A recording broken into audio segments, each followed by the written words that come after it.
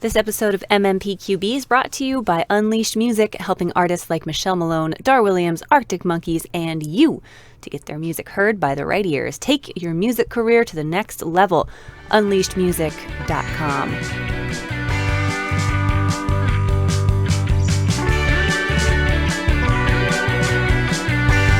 Welcome back to the show. I'm your host, MK.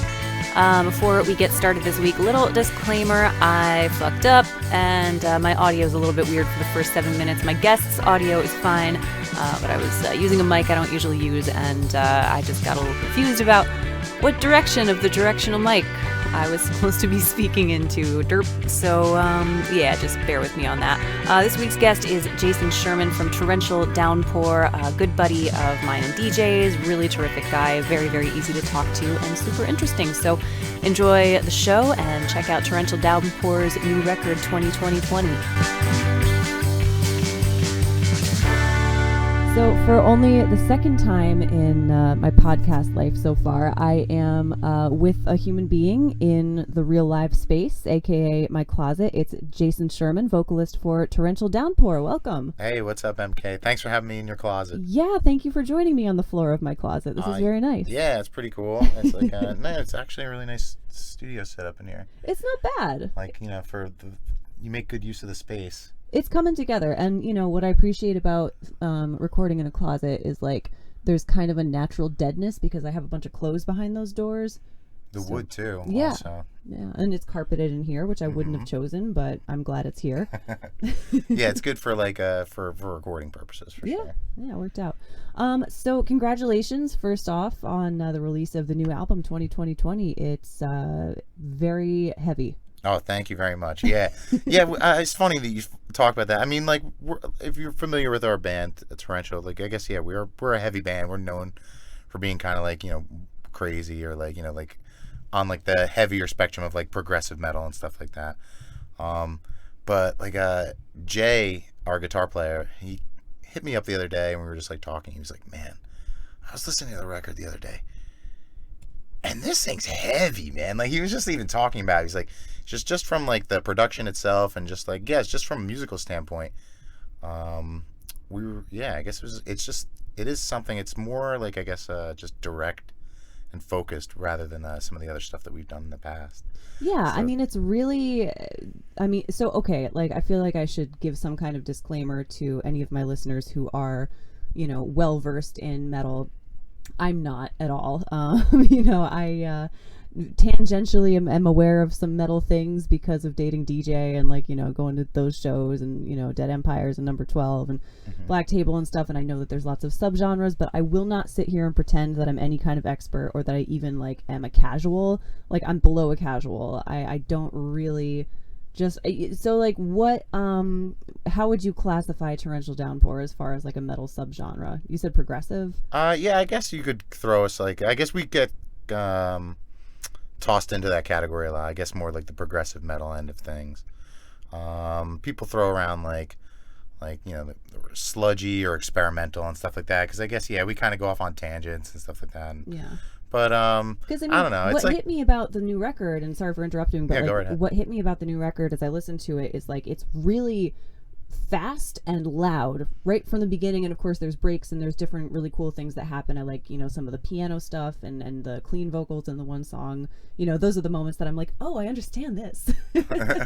But you know, throughout it's just this heavy driving, fast, aggressive kind of vibe. And yeah, I don't know, when I think progressive, I guess I would expect, I guess I'm thinking of prog rock, which is a very different thing. I guess as far as like progressive, I guess just as far as like telling a story with like the music, like having like the parts like not really ever recycle or repeat, like they goes through different sections, different stages of the song and stuff like that. I guess like just progressing through like the evolution of how our songs go. I guess it's like more along the lines of like, yeah, I guess like artists like Devin Townsend that we like, or like bands like Meshuggah, or like, yeah, bands, I guess, yeah, that just the songs just keep growing as you listen to them, and that's kind of what we've always been about as far as like our sound. That's why it's like tough to like kind of pigeonhole us down like what kind of genre we actually are. because we take from so many different things that we love, like even like genres that aren't like metal. Like for instance, I've been listening to a lot of like rap lately, and I wanted to like kind of incorporate some of those influences in like my vocal style, as far as like maybe not like stylistically like the sound of my voice. I'm mostly doing screaming or like yelling and stuff like that, but just phrasing, stuff like that, where like you get inspired from like other genres, or you're so we all kind of do that and then kind of throw it together, and then I don't know, whatever kind of comes out. Yeah, well, so I mean, what came out is really impressive, and again, I am a metal dummy, but when I listened to it, I was impressed by the production. I was impressed by the musicianship. I'm always amazed by how fast some people can play drums. And right, isn't that crazy? Yeah, we're being attacked by a puppy right now, so if you hear any background noises, there's some like slurping going on. It's like, come here, puppy. Yeah, that's you. Great job, Razzie. Thanks for the help. But what was I gonna say? Yeah, so talk to me about 2020 because it's obviously, this is a very strange year that we're all living in, and there's a lot of kind of like 2020 just as like a zeitgeisty buzzword, but like you actually started making this album way before COVID and before any of this. Right, yeah. I mean, like I guess like these songs have been in the works probably since as early as like maybe late 2015, some of these songs. So like we've been working on this for a little while. It takes us a long time to get through a record and stuff. I mean, there's only 5 songs on this record, and it took us like almost 6 years to put this out. So well, one of them's like 9 minutes long though. So. Yeah, I mean, we try to stack them. If we're gonna do a song, we're not gonna sit there and just like bust one out like Black Sabbath did with Paranoid. Like, you know what I mean? Like, we're just like, we need a song, and then all of a sudden it's like, oh, let's write one in 15 minutes, and it's Paranoid, and all of a sudden it's like their biggest hit. Which is pretty funny, actually. But yeah, so we take our time and we put a lot of effort into writing the songs and stuff. But 2020, I guess there's some different like parallels and stuff, like, but for the most part it marks like 20 years as a band, because we've been together for 20 years. Oh. And the year obviously being 2020. We have a song that we wrote on our first album called 320, so it's all allusion kind of to that too. So it's an allusion to like our first record, like us coming up and stuff like that. So I guess 20 has been kind of like just like just been a number that kind of resonates with the band. So we kind of felt like with everything, with like the 20 years of us being together in this form, and being 2020, it was like, oh, we kind of have to like honor that. And then like I was kind of like talking to you a little bit before. It was like, oh man, I didn't know if we were gonna release this or not this year. And then it was like, that was like part of the reason, was like, man, well, if we don't release it this year, we have to change the name. We can't keep 2020. Yeah. It's like, it's not gonna resonate. It's not gonna hit the same way. And right, yeah, too, because it's been such a crazy year too. Like, we feel like also like it kind of plays on that also too, because like the record is just so, as you were saying, so heavy. It's like very extreme. It's like very loud. It's like very chaotic, and just like almost very representative of this year and stuff like that. So yeah, it worked out. And which also, god damn it, I was talking into the wrong side of the mic. That's why it was so quiet. Well, anyway, it's gonna sound better for the rest of the episode. This also, again, just so everybody doesn't think I'm a total like fucking idiot here. Like, you have the mic I usually use, so that's why I know I have the good mic. It's not very necessarily hospitable. Not necessarily the good mic. It's just like the one that I know for sure which side you're supposed to talk into. So that's why I gave it to you, and I gave it to DJ last time, because I was like, if anyone's gonna sound dumb, it should be me. So mission accomplished.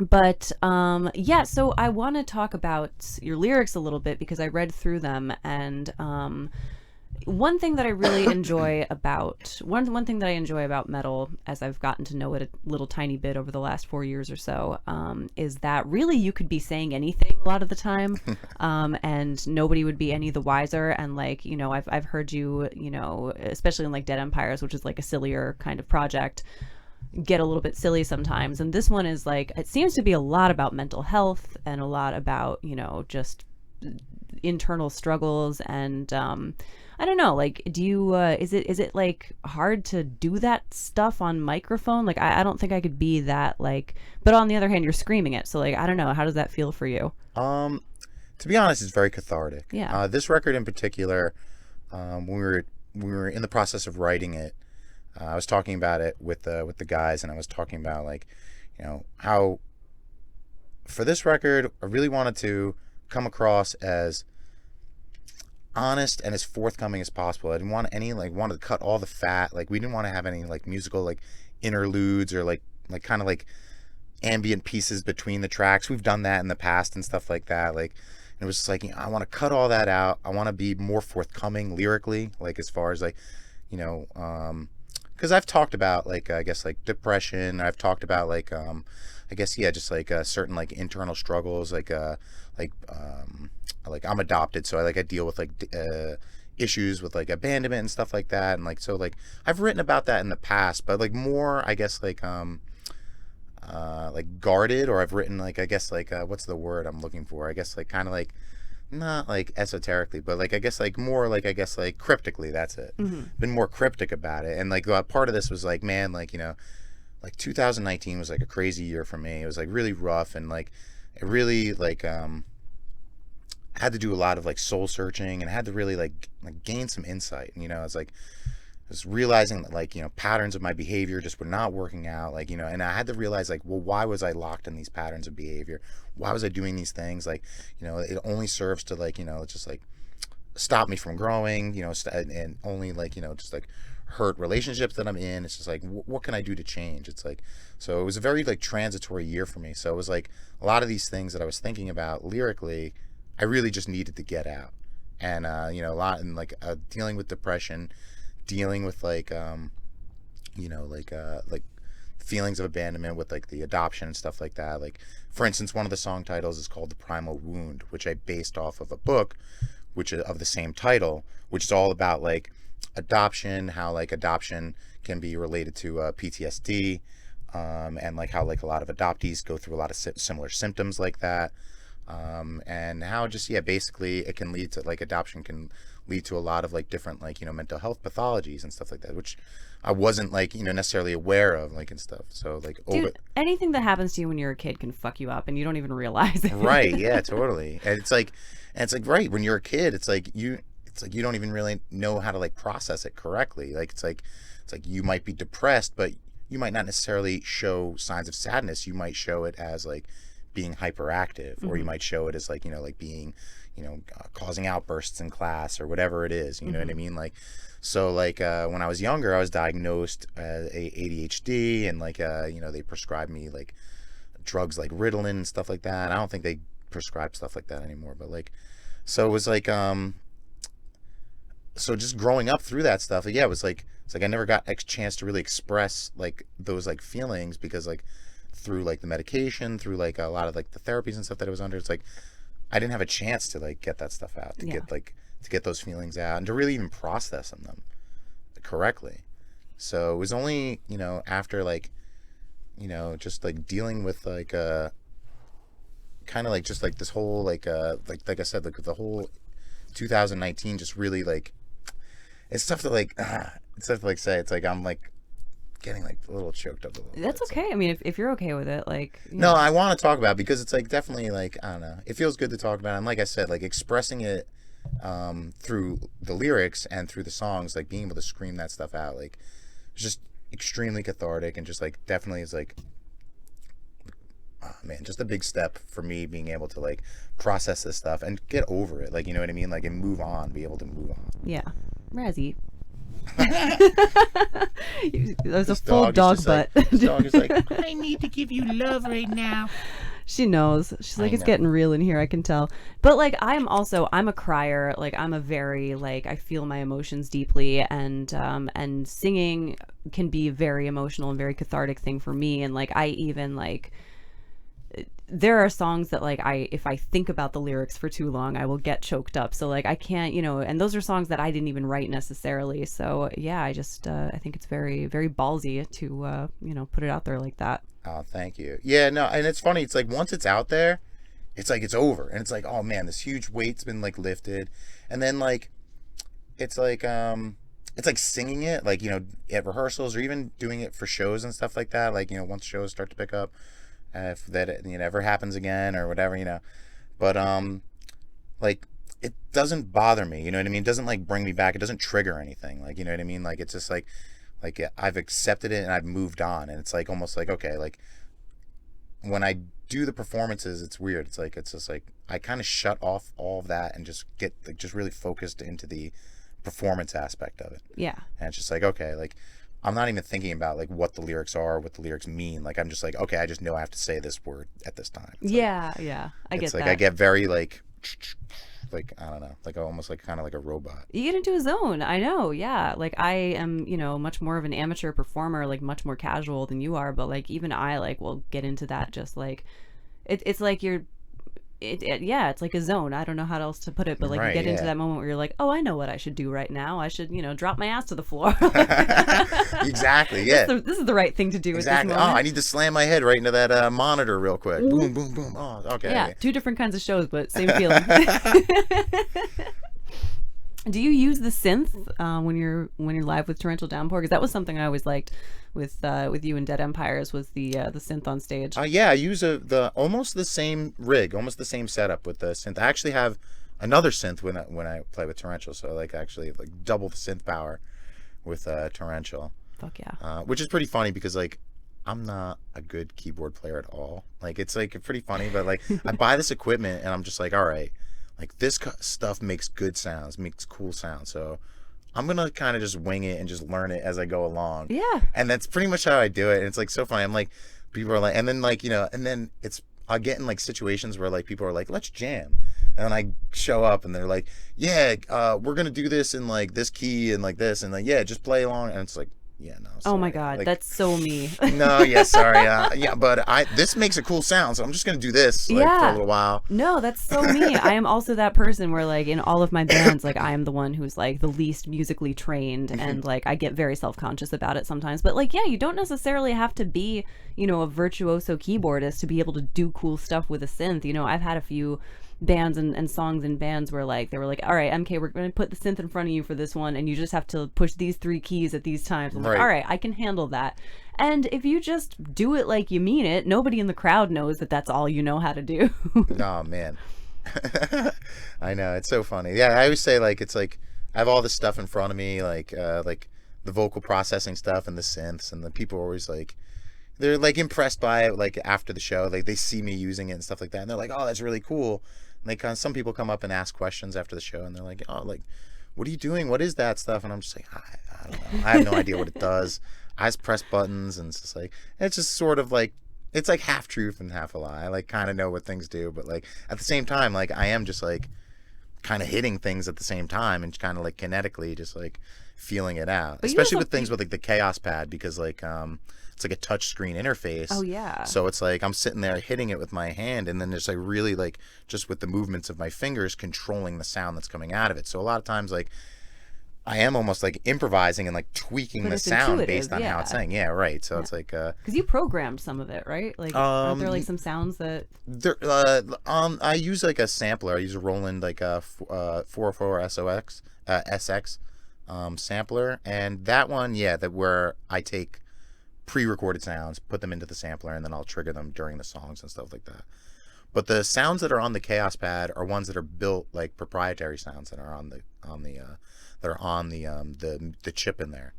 So, but a lot of times I can use that in conjunction with other pedals that I have to make unique sounds like specific to like that combination. Yeah. So the way I run my board is I run everything in a chain, like, which is like has its advantages but also has its disadvantages. But I like it because I'm able to like at the end of my chain I have the Chaos Pad, and anything that goes in there, any signal that goes through there, I can manipulate on the last thing with the Chaos Pad. Which then, because I know the Chaos Pad so well, I can really kind of get what I want like out of it and stuff like that. Sounds like a lot to keep track of. Sometimes, but then again, like we were talking about, like there's also just like a level of intuition there, like where you can feel it almost. Like, so again, like it's just like it's part like performance, just feeling it out of the performance, and then just part like, okay, like I know this combination of pedal like setting makes this sound with this, so it's like, okay, so just hit it at that time, and then once I hit it, it's just like, okay, feel it, and then that's where the overall sound goes. So that's where like some of like the noise sections or the improv sections and stuff like that I did with like Dead Empires or I do with Torrential like kind of come from. Yeah. Is there some of that on the record? There is some of it on the record. I did do some sound effects, but mostly, as I was saying before, I just wanted to kind of like cut a lot of the fat off, like, and I just focused mostly on just doing straight vocals and just writing the lyrics. The last track, Incognition's mostly an instrumental track. There is like one section with lyrics, but that's mostly instrumental, and I did specifically focus on just doing sound effects for that song. Because I was like, all right, I need to kind of give myself a break. Like, lyrically, it's so heavy across the board and just so intense. By the time you get to that track, which is the last track on the record, it's like, all right, I kind of need to like even just give myself a break. It's like, all right, like, let's just have fun. Let's just like make a lot of noise. Let's just like, play around with like this fun stuff I got on my pedal board, and just like, it's like more about that. The song's very bouncy. It's more like up in like I guess kind of like a positive kind of way. So kind of wanted to end on that note. Like that's kind of one of the reasons why we put that on the last, at the end of the record. Yeah. I like how you thought it out. Yeah. Yeah. So I want to go back to lyrics for a second, because I was reading through them, and the first song really jumped out at me, which, tell me the name again. Apperceptive mass. Yes. Okay. So there are some real $10 words in that song, and some of them I am not confident you didn't make up. Is there a chance you made up some words? Oh, no, I didn't make up anything. Like, I mean, I'm not gonna lie, like, a lot of lyricists will use like, thesauruses and dictionaries and stuff like that. Like, totally helps and stuff. Like, you get tired of using the same word over and over again, so it's like, okay, let me try to figure out like a cool word or something. Yeah, what's a more interesting way to say this thing?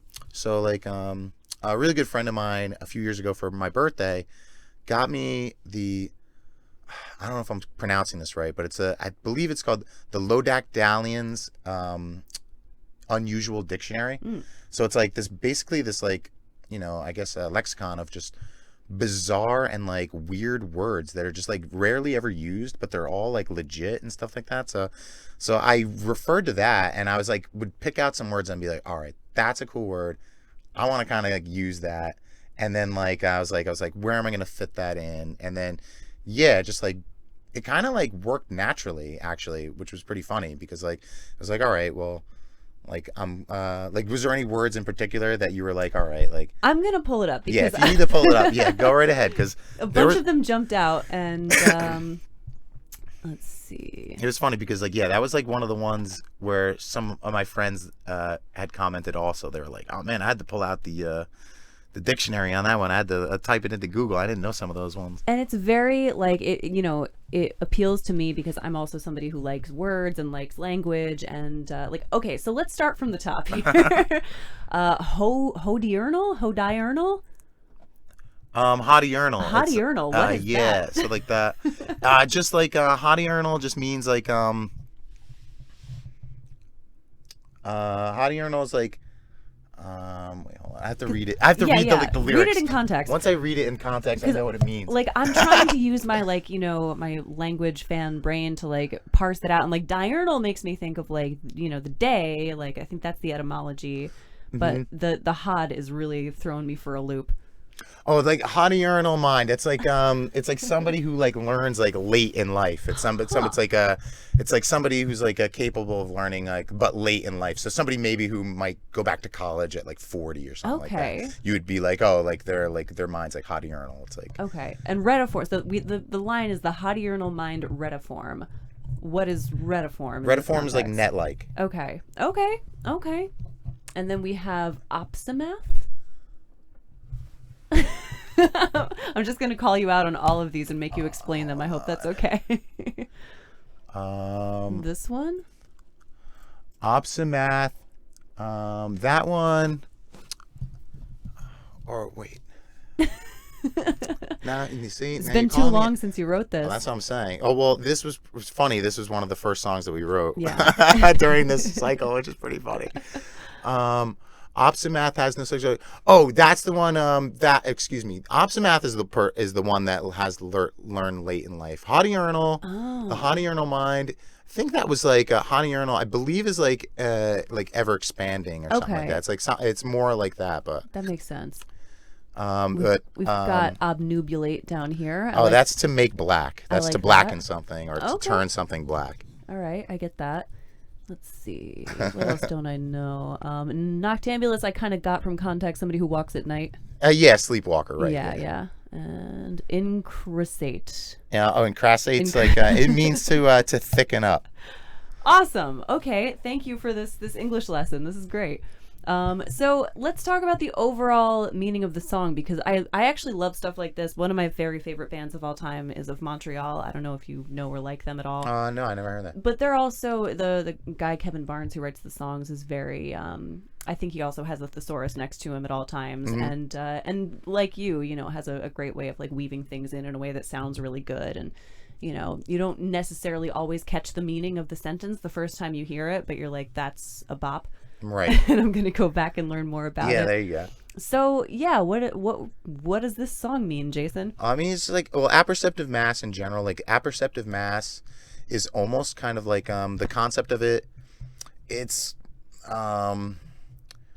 I guess like the easiest way to put it is like it's almost like the collective consciousness. Okay. So it's like the apperceptive mass is like this database of just like all human knowledge that human beings can access. Like, you know what I mean? Like, so Yeah. Okay. so think of it almost as like the internet or something like that. Could be like an example of an apperceptive mass. Okay, so it's not just one thing. It's many things. Oh yes, it's like it's almost all things. Yeah. It's like, you know, it's like whatever's like known or whatever's like been like done or whatever. It's like basically all knowledge like that can be accessed by the human brain is like the apperceptive mass. Cool. So just like in a sense, right? Like I said, like the internet could be considered like an apperceptive mass. It's like this just like massive information that people can just go to and kind of access and stuff like that. Or like folklore. Right. Yeah. Just like anything like that. Right. Yeah.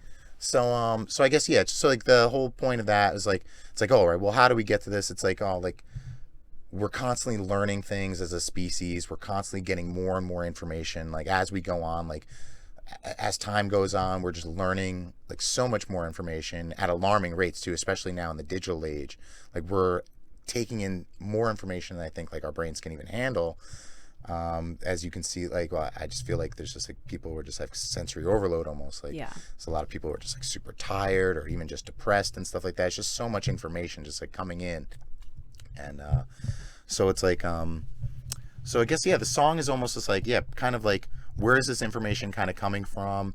Like, you know, we have like towards the beginning, it's like where I talk about like how like we have to kind of like decimate like these antiquated ways, like, but we have like kind of like learn from them, but also like smash them too. It's like it's like we can't be stuck in like doing these things like the same way over and over again, these antiquated ways. Like it's like, yes, we learn from them, but we have to grow from them. We have to keep going. So it's so it's like kind of like that. It's a song about trying to like understand like, you know, the collective of our knowledge, but like trying to move it in a positive way. Like where are we going to go from here? Interesting. Okay, I get it. It's like more philosophical. I guess. I like it, and it's very very prescient for the moment because like you said, the information overload is extreme right now, and I mean I feel like even especially more so since I lost my job, like I have so much more time to just like doom scroll, as they say, you know, to just like sit there and like scroll through my social feeds and just like read all of the horrible shit that people are saying and all of the inspiring shit that people are saying and the funny shit that people are saying, and you know, it's just this constant. And I've literally had the thought to myself as I'm sitting there scrolling through Instagram or Facebook or whatever, that I'm like, what am I doing to myself? Like I'm taking in so much information and it's all going somewhere. It's all being stored somewhere in my brain, and what am I forgetting so that I can remember this meme or this, you know, nasty tweet about Donald Trump or like whatever, you know, like yeah. So I don't know, is that kind of what it's about? Yeah, I got inspired kind of like by like this whole I love video games. I'm a big like nerd for like video games. And I played this one game called Getting Over It with Bennett Foddy. Actually, it was like helped me during 2019 when I was having that very bad depressive year. I played this game, and it's like basically the whole crux of the game is you're a dude who's stuck in this like pot. You're stuck in like a cauldron, and you have like a pickaxe, like kind of hammer, and you have to climb a mountain. And the whole game is trying to climb this mountain, and it's just like it's really tough. And basically you're prepared to fail the entire time and stuff like that. And like there's a narrator that narrates the game narrates your progress basically as you go along. And as you go along, if you fail, sometimes he'll give you inspirational quotes, or, you know, he'll talk about maybe the nature of failing and why people maybe try again, even though they fail and stuff like that. Like what, and he kind of raises some interesting like philosophical questions about like the nature of human spirit. But at one point he talks about like the information age, and he talks about something that he coined as digital garbage. And it was just like all this like garbage information, this garbage artwork, this garbage music, this stuff that's like made quickly, cheaply, just to be put out there. It's not necessarily made with any kind of integrity. It's not made to like with any kind of like love or craft, or to make people think, or like with any kind of like artistic merit in mind. It's just put out there just to fill up space. Either like, you know, you can consider maybe like advertising or something like that. Like I consider that to be like digital garbage and stuff like that.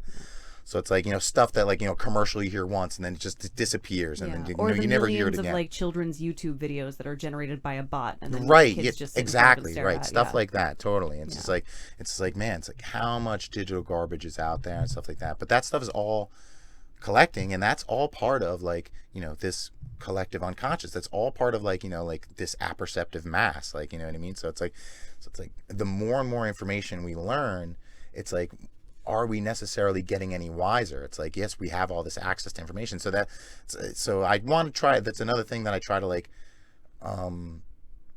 focus on in the song, is trying to like, you know, be like, almost be like, you know, like we have to be careful of like, you know, how much information we take in, what information we're taking in, and like, you know, try to filter out like certain stuff, and like, you know what I mean? So that's what was the whole concept behind like the apperceptive mass. And then relating it to like that digital garbage thing, it's like just made me think about like all this information and stuff that we're getting. It's like this overload. And this is also the song that has the cool piano breakdown in the middle, who it said it was featuring somebody. I assume that's the feature. That features Jordan Rudess, who is the piano player for this band Dream Theater, which is, I guess, like they're very prominent progressive like metal band, I guess. Yeah. So it was like super awesome to get Jordan to be featured on it. It was it's a big honor for us, because Pete and Matt are huge Dream Theater fans. Jay has worked for Jordan for a long time. He tunes his piano. That's kind of how we got Jordan to get on the record. And so like, Jay's hey, I'm gonna tune it wrong unless you come do this feature. So Jay's had like a working relationship with Jordan for a long time. So it's just like, you know, we were very, very pumped to have him on the record. And he did such a great job. Like, just adds like this level of like class there. It's like oh man. It's like you just took a sip of that like wine. It's like you know, it's hard to like pinky out while you're listening to that piano right breakdown. Exactly. It's like, does it this may or may not be a silly question depending on the answer, I guess, but does the piano interlude in that song fit into the concept in your mind, or is it kind of separate from the theme and more just like a musical connection? There was more of like just like a musical connection. We had the chance to get Jordan on the track, so it was like, all right, let's do it. Yeah. Let's just throw it to him and see what he can do. Jay had the idea to do a piano break there. I think he was originally working on something himself. Mm-hmm. But no, it wasn't really connected lyrically and stuff like that. It's pretty funny. Like, the music is never, or at least as far as like as I know anyway, like the music has never really been connected to the lyrics. Yeah. Because it's like the lyrics, I hate writing the lyrics. So it's like always really? like it's always the last thing that comes. It's like oh man, I gotta write these stupid lyrics. So it's like, all right, so like try to put it off as long as I can. And it's like, all right, let me sit down and finally do this shit. Because it's like, because some of the stuff, especially on this last record, it's like, oh man, like I want to get it out, but it's like I'm kind of dreading having to sit there and like, you know, think about this stuff and write about it. So it's like, because it's heavy stuff. So it's like, oh man, like I'm not looking forward to it, but I want to get it over with. So so I always kind of try to put off writing lyrics to the last minute. So it's like, so musically, it's so funny. So it's like one of the songs in particular we had wrote, The Primal Wound.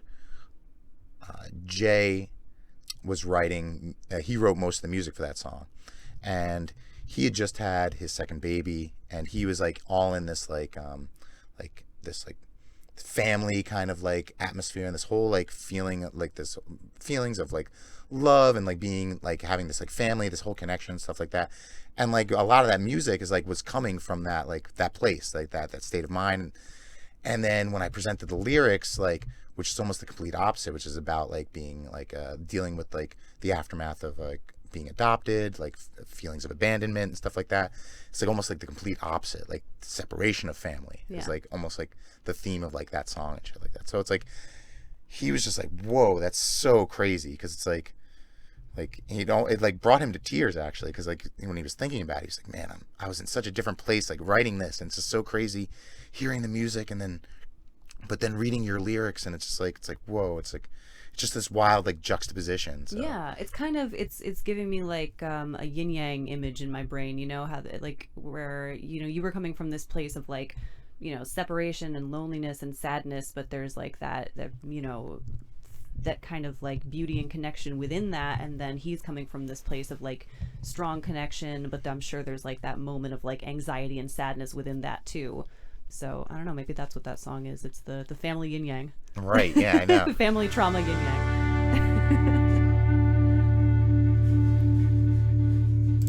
Guys, I want to talk to you a little bit about real estate. It is a really hot time in the upstate New York market right now. A lot of folks from downstate or from more crowded areas are scrambling to buy homes with a little bit more space, a little bit more privacy, a little bit more freedom from the crush of other people. And it's really hard right now. It's hard to find a home that works for you at a price that works for you. If I may, the best move you can make right now is to go a little bit further upstate. Check out Dutchess County, Greene County, Delaware, and Otsego County. And when you do, talk to Susan Barnett, licensed associate broker with Keller Williams Upstate Country Properties at 31 Main Street, Oneonta, New York. She is a member of the Otsego, Delaware Board of Realtors, as well as the New York State Multiple Listing Service, and she will help you find your dream home. Think more space for less money. Think more bang for your buck. She did it herself. She moved out to, I believe it's Delaware County where she is, and it's only a little bit further. She still is able to go to the city with relative ease. She's able to come visit me here in Kingston easily, go see my brother in Connecticut. And it's really not that much further. And for that little extra distance, she has this gorgeous classic farmhouse that I won't tell you what she paid for it, but you would, if you're coming from like the city or like the Kingston real estate market, you would puke if I told you what she paid for it. So be like Susan, be smart, call Susan, let her help you find the home that works for you, that works for your family. You won't have to make any compromises. Buying or selling is a big decision. You need an advocate and you need great service, and you can get so much more for your money just a little further west. UpstateCountryRealty.com. I guess, yeah, as far as like musically goes, Jay and Matt do, I want to say like 95% of like the music writing. Like I contribute a little bit, Pete contributes a little bit. Would be more just contribute and just like our little ideas. It's like, oh, maybe this part should be cut, or maybe we should add a transition here. Or like it's like we never technically necessarily write any music, but it's like more like ideas, and like, you know, we're more like editing kind of people, where Matt and Pete are the ones like presenting like the actual music and stuff like that. So it'd be interesting to see emotionally like where they're coming from. When Jay was talking about like the primal wound, it was like one of the first times like we had talked about actually like where he was coming from emotionally when writing a song.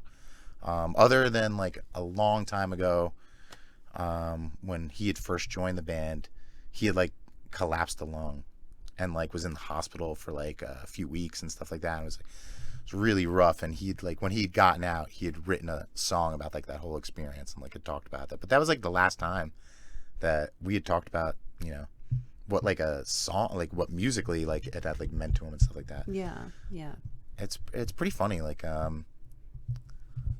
it's like when it comes to the music, we're all kind of just like, it's all just like business. It's like we get together, we do the music, and like, you know, but then like when we're hanging out and then we're at rehearsal, it's like we just talk about our week. It's just like, it's just shoot the shit, you know, just hang out like just like friends and stuff like that. But then it's like we never like, I don't know, it's so weird. It's like we're like, it's like we do the music at rehearsal, we play the shows, you know, we're working on it ourselves. It's like we're hanging out. It's like, we don't want to talk about the music. It's so weird.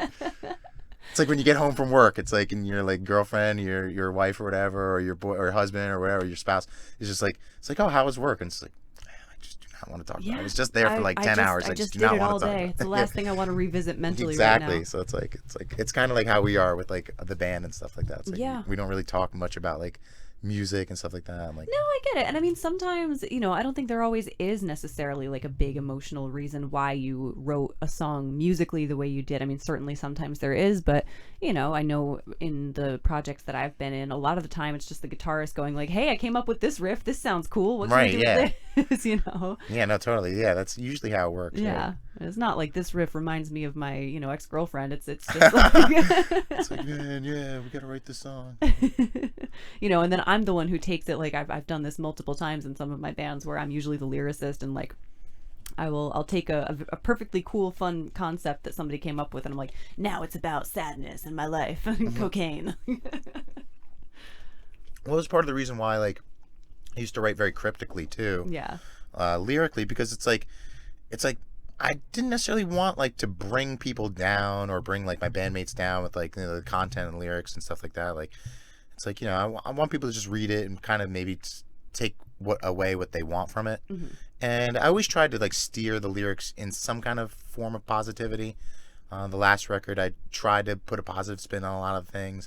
The Dead Empires record that we did, like Very uplifting, yeah. I really tried to focus on like a kind of like uplifting message and stuff like that. Like, and but with this last Torrential record, it was just like, man, I just need to get this out.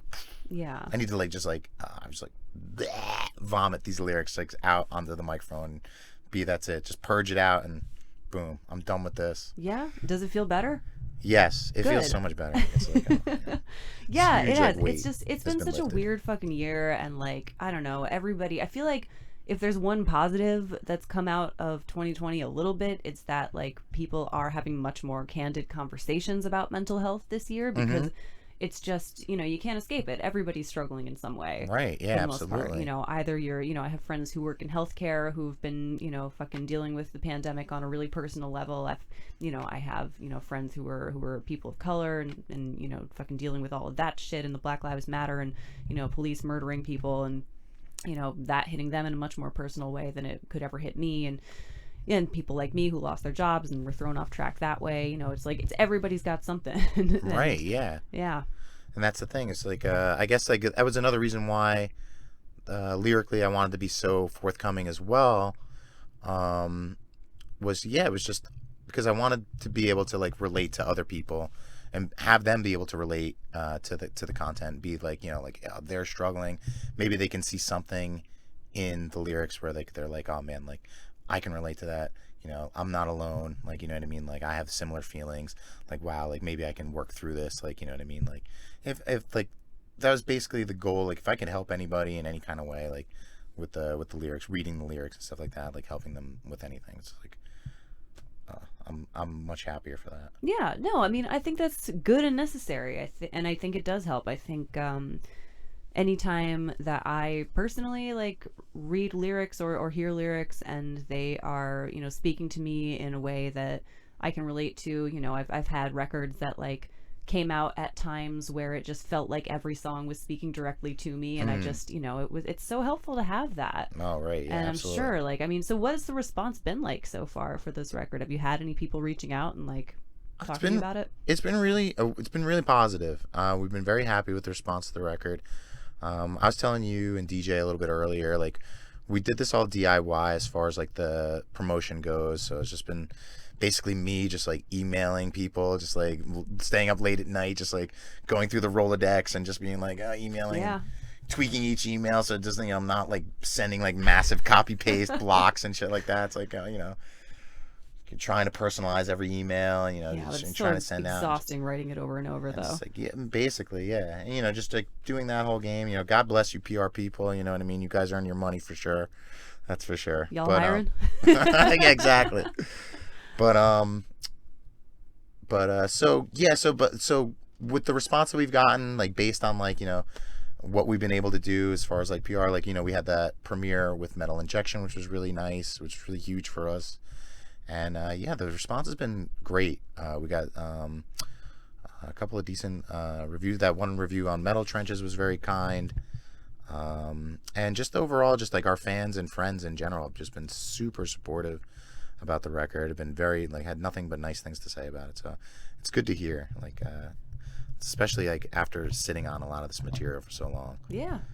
Like, it's like it's been a ride. It's been a ride making this record.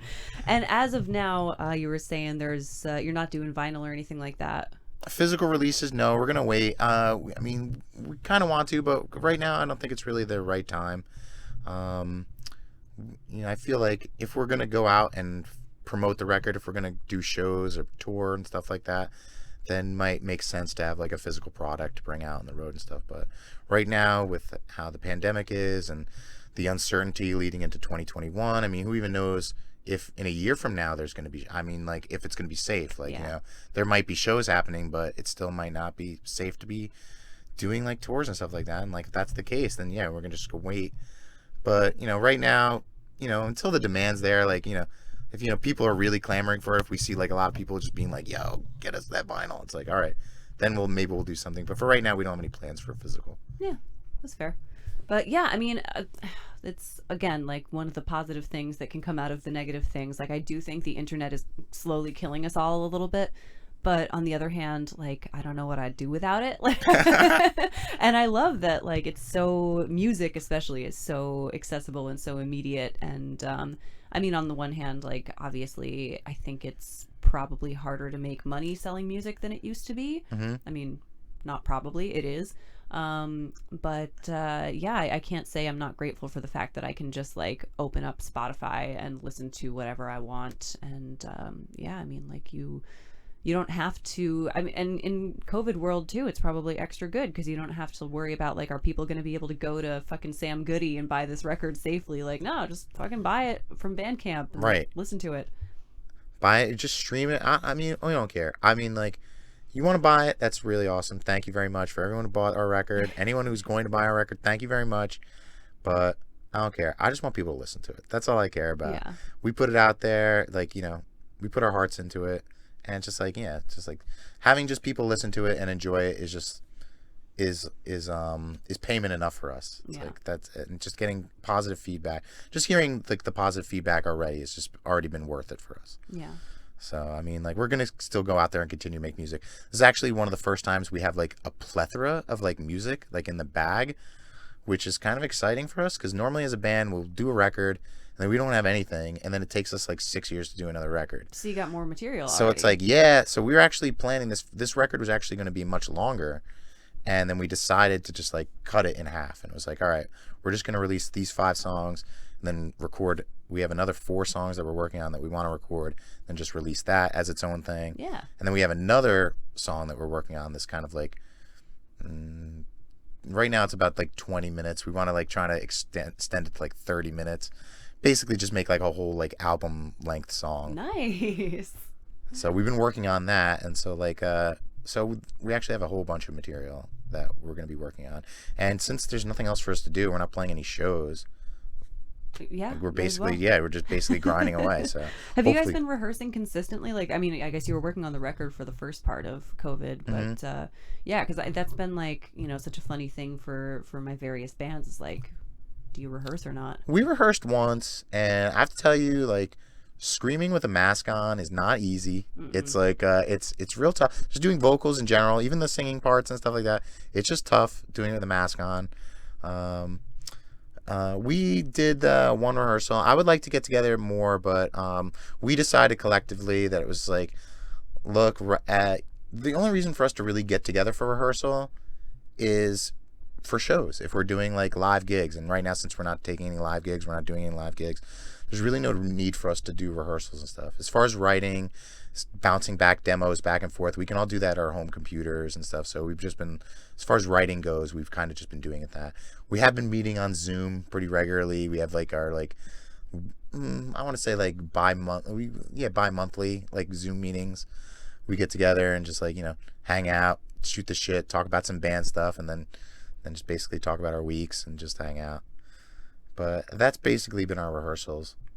But physical rehearsals, no, we just the one time, which was fun. It was good to get that out, but right now, yeah, we're just deciding against it. Yeah, singing with a mask on does suck. I can vouch. I got together with me and my Trailer Swift guys. We practice pretty regularly these days, which is great because there's only there's technically 5 people in the band, but only 3 of us get together with any regularity in practice. And we decided to do it outside one day, so we were all wearing our masks. It was a nice day down in New Paltz, and man, yeah, I was like having to like hold the bottom of my mask out while I sang because it kept like sucking into my face. And like, I by no means am I an anti-masker. You know, I got my little shop job. Like, I happily wear my mask all day while I'm there, and you know, in stores, whatever. Like, I'm you know happy to do it. It's the least I can do, but I will say, singing with a mask on is a challenge. Oh yeah, no, it's definitely difficult, but you know, you got to do what you got to do in these times. You know what I mean? Yeah, for sure. Got to stay safe, and you know, got to be respectful of like everyone else. You know? Yeah, exactly. Yeah, I don't know. Takes a long sip of wine. Yeah.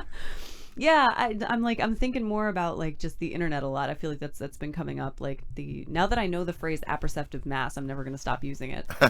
Right? Yeah, it's like one of those things. And now you'll wind up like hearing it somewhere. It's like how it works. Like you hear a word for like the first time, and then all of a sudden like it's like you hear it in a commercial, and you're like, wait, what? Like I don't know. You're like, where did I just heard that? Like it's part of the apperceptive mass. Right? It's how it works. Yeah, no, for real. Like that really will happen. I mean, and like, you know, the car thing, you know how it always happens with cars where like I've been like looking for a specific type of car that I'm interested in maybe getting for my next car, and now I see them everywhere. But yeah, I'm reading this book, to go back to the internet, this like it's like a sci-fi speculative future fiction type of thing, and you know, it's basically everybody has like portal phones, like you can port to anywhere in the world. Okay. It's you know, becomes as like ubiquitous as smartphones, where just everybody has one in their pockets at all times, and it ruins everybody's life, but also you can't live without it. And it like and it's like, it's so funny because like, you know, the author does such a great, it's by Drew McGarry, who also wrote The Hike and, you know, writes for formerly Deadspin. And he's a great writer, and he's super funny, and like, you know, just has a really great way with words and with emotions and making things feel really human and relatable. And you know, it's like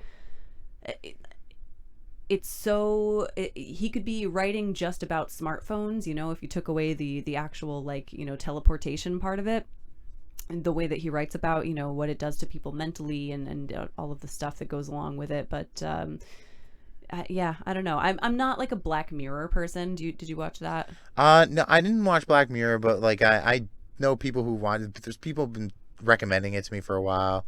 Like my bandmates are super into it. They've been like telling me to watch it. So I know of the show. I know of some synopsises from episodes and stuff like that. So I'm familiar with it for sure. Yeah. It's like definitely, yeah. It's just like, you know, like cautionary anthology kind of show about like like about like the dangers of the technologies. Yeah, and like I'm not like usually into that kind of thing because I feel like, I don't know, I just don't need to be preached at about my smartphone. It's like I'm well aware that like I am a little addicted to it, but I also don't know what you want me to do about it, because like I can't, you know, like the way the world is set up now, I can't not have one, or like I could not have it, but it would be a lot harder, you know, in terms of like promoting my podcast, or I mean, it used to be about promoting my bands or the radio, but like just communicating with people. And it's like, yeah, I don't really see necessarily the point in like beating ourselves over the head with like, this thing is controlling your life, when it's like, yeah, like what do you want me to do about it? Well, I mean, like, yeah, it's like, right, so you just sit there and you complain about it. You'd be like, oh, this is tearing us down, or this is ruining like society and stuff like that. Or do we adapt? Do we be like, okay, well, this is like what like the meta is right now. Like this is what we're doing. This is what human beings are doing right now. So like we're all using smartphones. So how can we best use them? How can we best efficiently use them and stuff like that? Like what's the best ways for us to? So I think like, yeah, I kind of agree with you. We're feel like we should be more in that kind of mindset rather than like being like, this is like, you know, the downfall of society, or like, you know, it was better before smartphones and stuff like that. I love hearing stuff like that when it's like, you know, all that like, you know, basically like make America great again without saying make America great again. Totally. Like that whole like pining away for like the olden days and stuff like, oh, when I was a kid, this was way better. And it's like, I don't know, man. It's just different. So it's like we have to grow and adapt. That's what human beings do the best. Oh, I love the one growing and adapting. Speaking of those kind of that kind of attitude that you see on the internet, I love the one that goes around where it's like, confuse a millennial by trying to get them to dial a rotary phone. It's like, what are you saying? Like a rotary phone is like just we're past that. Like, and I do know how to use one. We had one in my house when I was a kid, but like it doesn't matter if my nieces aren't going to know how to use one, and who cares, because we don't need rotary phones anymore. Right? Yeah, definitely. It's like, you know what I mean. Like it's like, I don't know. I feel bad for people who are like, I guess like Luddites and stuff like that. Like people who just like specifically like shun technology or do not want to know about like, what's happening, like where we're going.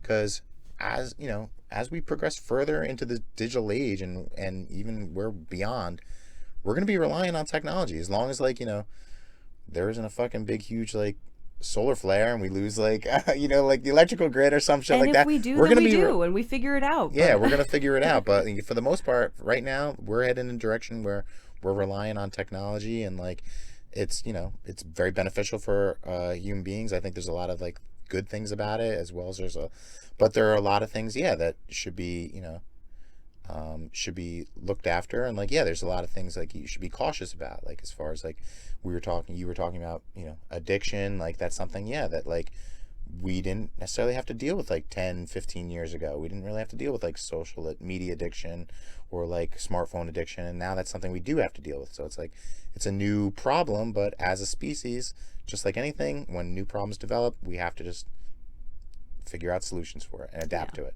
Yeah, exactly. Yeah, addiction is a problem, and the lack of privacy can be a bit of a problem. Like, I mean, I'm not as paranoid about it as some folks are, and I don't think it's necessarily wrong to be paranoid about it. Like, I know for a fact that my phone is listening to me at all times. I know this to be true. Yeah, oh, for sure. But it's like, what are they using it for? To show me commercials that, I might click on? Like, it's annoying, but is it the end of the world? I don't know. I mean, yeah, I've wrestled with that too. I mean, I definitely went from a position when, because we're all growing up through this. We've all grown up through this whole digital age, through the whole internet age and stuff like that. So we've seen a lot of these changes happening as they're happening. So it's funny to think about, right? Like privacy, for instance. Like when that was becoming like a major issue. Like in the late, I want to say like the mid 2000s, maybe like late 2000s, it became like a huge like talking point about like data privacy and like companies selling your data. It's like, well, yeah, like I was a big proponent of like, we should have our privacy, and like, but now I don't know, I guess my views have changed. I don't know, maybe maybe I've become soft, maybe it's just like, I don't know, maybe just like I'm complacent like a lot of other people, but I don't know, it just really doesn't like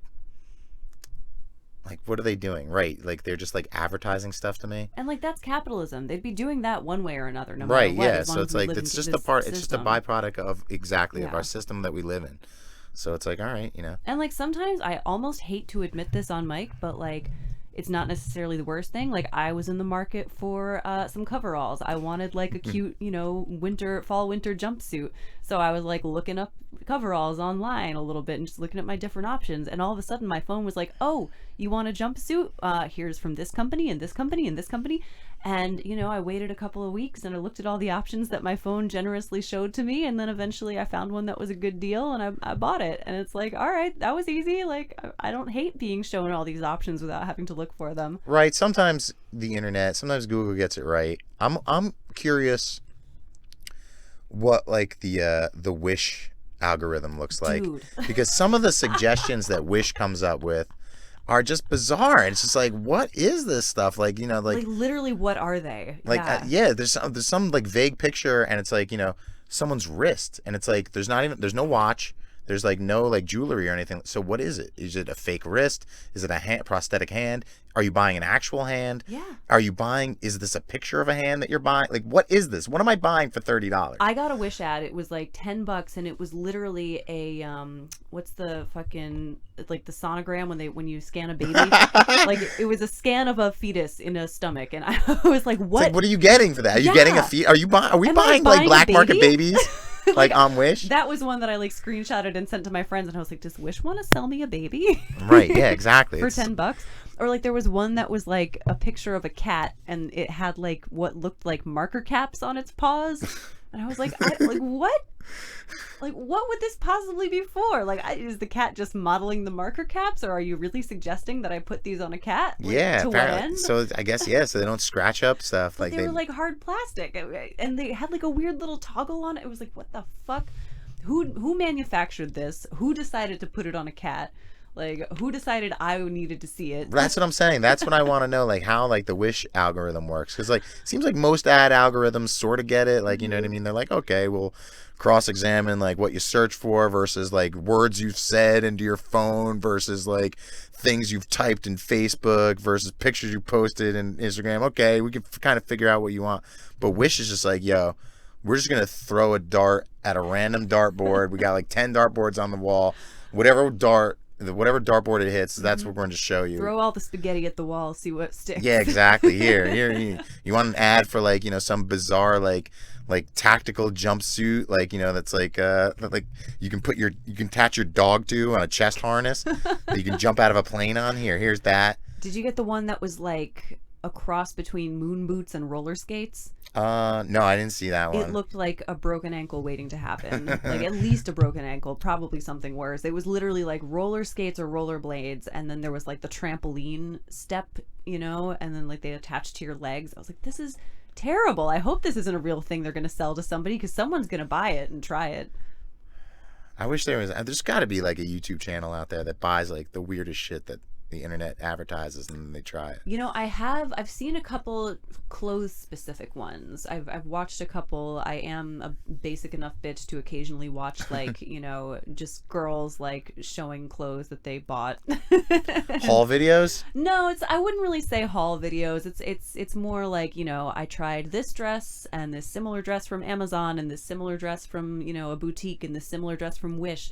Like, just, you know, that kind of thing. Oh, I see. And like compare like what looks best, like, you know, what's your best value. Okay. Yeah. All right, that's not too bad, especially if you're shopping and stuff like that. Totally. Like, I'm like, all right, let me see. Like, I like stuff what's like the difference that. in the value? And like a lot of them are like, you know, we ordered all these dresses like under $100 from different places, and let's see which ones worked out. And the ones from Wish are always just hilarious. I can't imagine any of those. Like, I mean, like in that picture, I'm like, for that one frame with some Photoshop work, sure, they look great, but like I'm sure as soon as you get whatever piece of clothing you get from Wish, as soon as it comes to your house, it's like, oh, it's not even Photoshop, it's just a lie. They'll like, you know, like I've heard horror stories of like girls who don't know what Wish is, who are like, oh, I ordered my wedding dress, it was so cheap, and like they use the picture from like the designer boutique of like this model in this beautiful wedding gown, and then, you know, you get it and it's like a strip of polyester with like, you know, you some get your shit wedding sewn dress on it for like, $79.99. I mean, what did Wish. you think?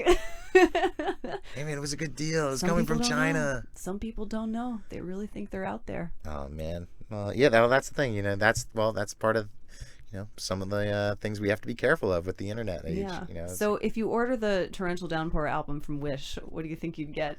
I don't know. Hopefully you get the record. You're probably just gonna get, I don't know, if you're gonna, I mean, it's probably just gonna be, the picture is probably just gonna be of a blender or something weird. It's gonna be some random image, and you're gonna have to figure out, like, be like whatever it Like is. an old be like, man in a hat. yeah, and it's gonna be like, you know, it's gonna say 2020 underneath. So that's what you have to look for. You know, if they're gonna sell on Wish, just make sure it says 2020 the record when you buy it from Wish.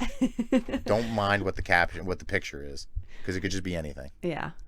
Good cautionary tale. Jason Sherman, Torrential Downpour, the new album is 2020, and where can we actually go to buy it and listen to it? You can listen to it on any of the streaming platforms, major streaming platforms. It's on Spotify, it's on Amazon. You can get it on YouTube, I believe we're streaming it on. But you can also buy it via our Bandcamp, which is torrentialdownpour.bandcamp.com.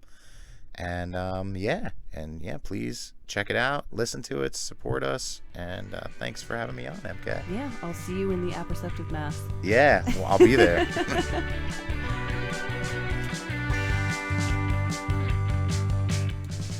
Thanks for listening to More Music Please Quarantine Beat. Follow the show on Instagram at moremusic.podcast and check out the website moremusicpodcast.com for new episodes. Questions or comments, email moremusic.podcast@gmail.com. Thanks to DJ Scully, Michael Cadnar, and James Stewart for the catchy theme song you're hearing now. I'm MK Burnell. Talk to you next time.